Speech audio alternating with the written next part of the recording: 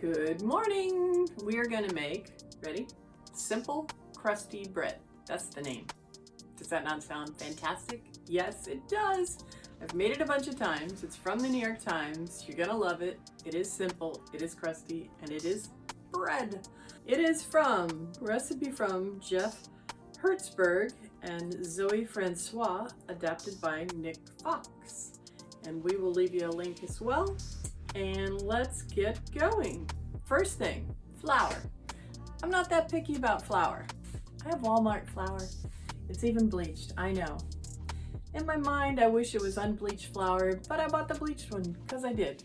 It's okay. I'm gonna use a KitchenAid. You don't have to, and I'm gonna cut the recipe in half. 1.5 tablespoons of yeast. So, I like to keep the yeast and the salt away from each other. So 1.5 tablespoons of yeast. So let's do 1/2 tablespoon. And then we'll do 1/2 of a half. How do you like that? That makes sense to me. Just a little bit more. There you go. There is science to baking, and then there's winging it just slightly. The amount of yeast, it's gonna work, it's fine. But you wanna kind of follow instructions, because baking is science. It's the yeast and the bubbles and the gas that the yeast creates the fluffy texture in the bread, and you know you want fluffy texture, except for the crusty outside. That's another secret we'll get to later. Right now we're gonna just mix up the dough.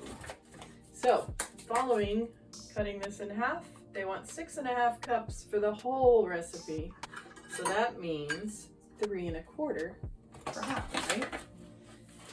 I'm doing the math here. And to make your life easier, take your attachment off so you can get in there and not run into it and hit the ground and spill all over the edge and all that stuff. 2. And did you know that baking depends a lot on the weather? And I'm in a warm climate on a rainy day, so you never know. Sometimes you're going to need a little more water, sometimes you're going to need a little more flour. It was 6.5, so we're going to use 3 1/4. So we're going to use 1/2 of a half, which is 1/4. Did you know you'd be learning math? And it's usually easier, always easier to add flour than to add water. So if you're going to go either direction, go on the side that you may need more flour. And then we're going to use a 1.5 tablespoons of kosher salt. The deal with kosher salt, if you're wondering, it's fatter, so there's more air between it. So you cannot substitute 1-for-1 regular salt and kosher salt, because you'll have a ton of regular salt if you try that. 1.5, so we're going to go for 3/4. That's half of 1.5. So see, if I get real close, you'll see it's kind of chunkier. So if you use table salt here, you'd have way too much salt. You can get it anywhere. You can get it at Walmart with your flour. And you can get it anywhere. And get some kosher salt because it's nice, cook with it a lot, and a lot of recipes mention it now. I'm gonna mix it without the water for a second, just to mix everything up, so you don't have one big bite of salt or something. Now, it calls for 3 cups of lukewarm water. Now, the way you know your water is right for baking, this has been in the microwave already. It's warmer than my finger, which in theory is 98.6, but it's a little cooler. And it's not too hot for my finger. So that is my test.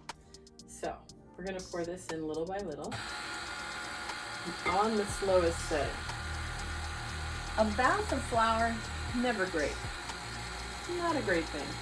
So you'll see I'm using the mixing blade. And my friend Betty and my husband were nice enough to buy me this years ago. Whoa! Okay, this is the problem with the glass mixing bowl. You see? Good. I can give you a lesson on this one, because it's not easy. It's beautiful, but it's not as easy as the middle one, I will tell you. You gotta make sure you're locked in, and it does not like to lock in. But now we got it. Lock it down, turn it back on. And sometimes I just hold on to the glass one because you're trying to get glass to fit in the metal, and it's not a perfect science. So I haven't finished the water because of our catastrophe. We didn't really have a catastrophe. Put a little more water in and see how we're doing. Because I feel like this isn't going to take all the water today. Yeah, it's a little wet.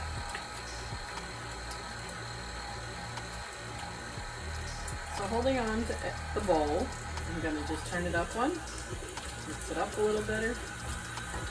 Yeah, I think we're going to be way under. In fact, I may add some more flour because this is a soupy dough right now. It has rained all morning and it affects the dough. It just does. So this is looking better though. I don't know. Let's turn it up. Hold on to that glass bowl if you want one. See? I don't trust him. I like him. He's pretty, but I don't trust him. It's like a bad boyfriend. You cannot trust him. The metal bowl is like a good husband. The glass bowl is like a bad boyfriend. It's coming together though. This is working out.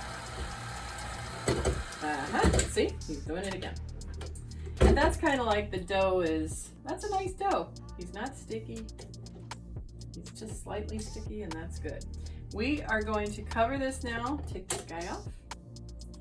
We're done with the mixing. I'm super frugal, so any dough or mix that ever gets on the thing, I try to get it all off. Try to keep it from going down the sink. Try to get it all off.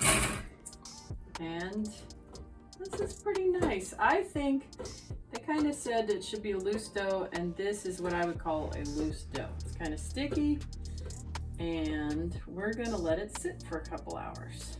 They don't want you to do an airtight lid. I always use like a wet dishcloth, and that gives it a little bit of moisture, lets it breathe. And I kind of sit it over by the oven or the toaster oven. I turn on the toaster oven for a minute and just let it heat up the air if it's cool, and then just let it sit for a couple hours. We'll come back and see what it looks like. Okay, so we have let the dough rest, and it is alive. This is another tip. This is what I do with my flour. I keep it in a bag. Keeps the dust off, bugs out, everybody's happy. I want you to dust it with a little bit of flour. I'm just going to take a little bit in my pristinely clean hands. Dust the top. Then I want you to grab a grapefruit size ball of dough. But you know, when you punch it down, everything gets a little smaller. So I think I'm going to flour my hands just a bit. Come in and grab a ball of dough. I'm going to do half of it because once you punch it down, it's pretty much a grapefruit. And we got 2 grapefruits in here. Nice dough. Okay, then we're going to like form it into a ball, and all I'm doing is pulling and tucking into itself.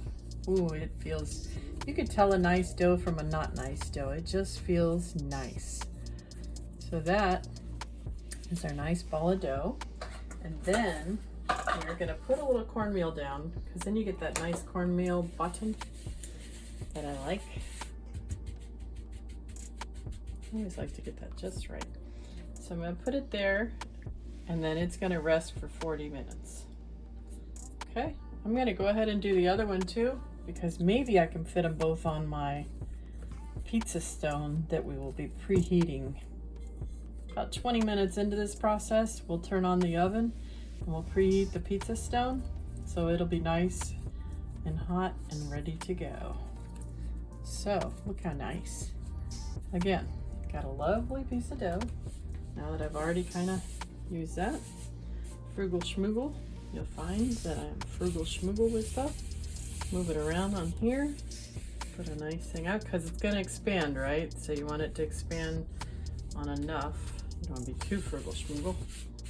When it expands, you want it to be right there. So that's it. We're going to let them sit there for 40 minutes. We'll be back.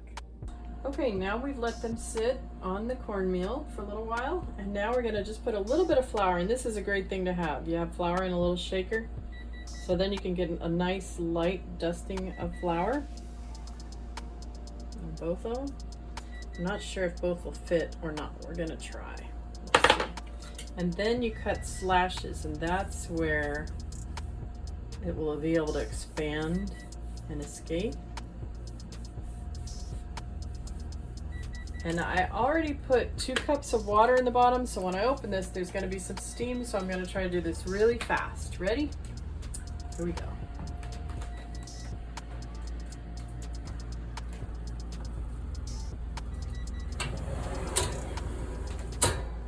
Put this on our pizza stone, and yes, pizza stone is that color, and that's okay.